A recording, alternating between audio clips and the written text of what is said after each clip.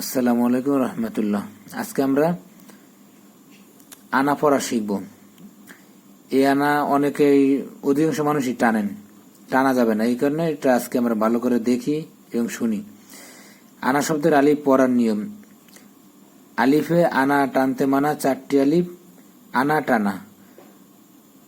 যেমন আনা বা, আনা বু, আনা মিলা, আনাসিয়া। এই 4টি আসলে, এই 4টি মুখস্থ করবেন, এই 4টি আসলে টানবেন, আর এর বাইরে যেগুলো আসবে ওগুলি টানবেন না, ঠিক আছে? যেমন মান আনা বা ইলাইয়া, এই যে একটা আসছে। ওয়ানাসিয়া কাসির, এই যে একটা আসছে, 2টা। আনা মিলা মিনাল গইস, আনা মিলা, এই যে 3টা। ওয়ানাবু ইলাল্লাহ, এই 4টা শেষ। এরপরে যেগুলি আসবে এগুলি টানা যাবে না। ইন্নামা আনা নাযীরুম মুবিন, এই যে আনা টানা যাবে না।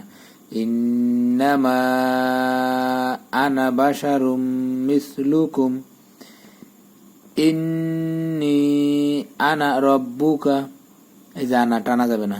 আনা আবিদুম ওমা আনা মিনাল মুশরিকিন, এই যে আনা টানা যাবে না।